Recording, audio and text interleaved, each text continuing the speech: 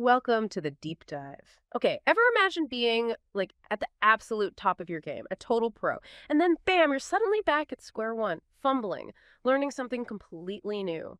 Well, that's pretty much what happens in media bigwigs Gail King and Adam Glassman. They actually stepped onto a Broadway stage for Disney's The Lion King, no less. We're going to dive deep into their pretty surprising journey today. Our source is a really fascinating piece by Annalisa Novak for CBS News, and we want to figure out what it really takes to perform live on stage, even for people who seem like they've mastered everything media-wise. Okay, let's unpack this. Yeah, it's quite something. Yeah. And what's fascinating here is how even these, incredibly experienced communicators hit some really unexpected bumps on a stage like that one. I mean, The Lion King. This wasn't just like a quick cameo either.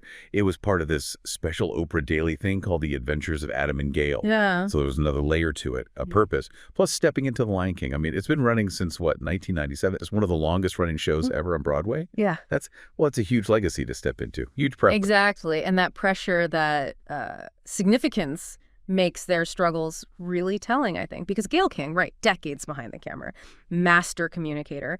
But as the bird lady, she had this immediate, physical shock. She said, and I'm quoting here, "I learned my lines, but now I didn't realize I had to move while I was saying my lines." And she struggled with basics like, remember to keep my head up and stop looking at her feet.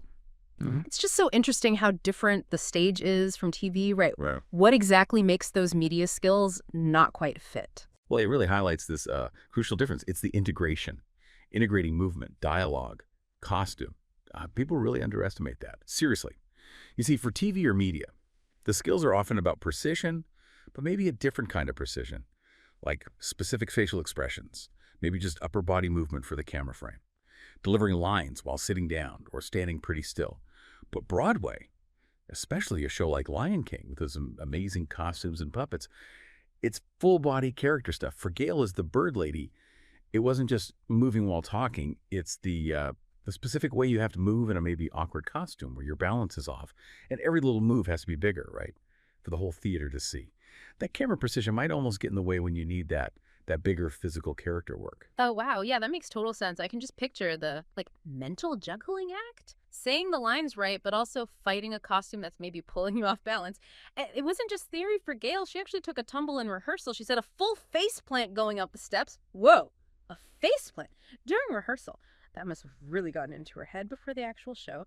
And okay, if you thought Gail's situation was a learning curve, Adam Glassman, his role, the back half of a Rhino. Talk about a unique challenge. He really struggled with coordination, big time. He said, I was going left when he was going right during rehearsal. It was intense. I mean, it's one thing to learn your own steps, but coordinating with someone else to be one Rhino, how does that even work? Exactly. It's not just coordination, is it? It's like needing a shared brain. Can you imagine two people moving as one single creature, anticipating every little weight shift, every adjustment the other person makes, without maybe even seeing them properly? It's a completely different kind of muscle memory, nonverbal communication. Very different from acting solo.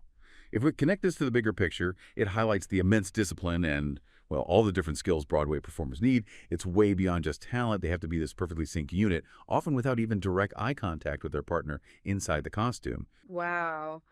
Yeah, shared brain is a good way to put it. So the physical stuff was huge, but the emotional side was just as intense, wasn't it? King admitted she wasn't nervous at first, but then right before going on, she was like, yikes.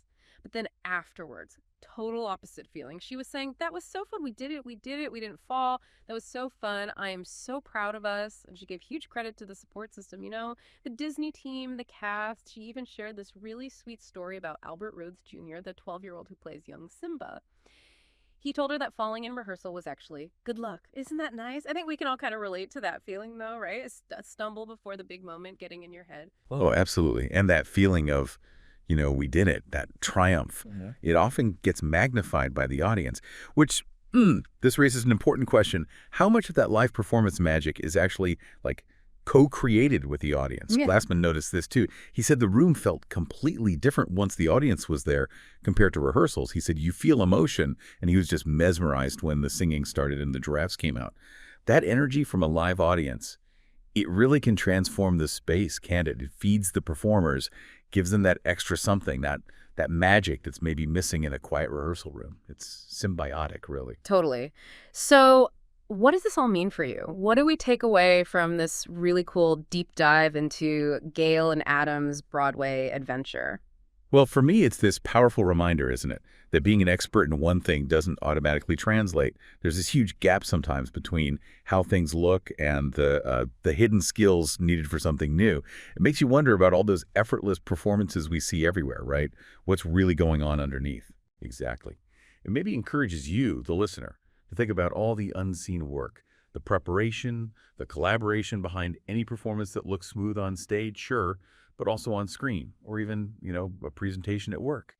So next time you see something that looks easy, just think, what hidden face plants or Rhino coordination moments might have happened to make it look that way? And maybe, what could you learn by trying something totally new? Stepping into that beginner role, even if you're an expert somewhere else, embracing that struggle. And hey, if you want to see more of their specific journey, the extended version hits Oprah Daily on August 12th. Worth checking out.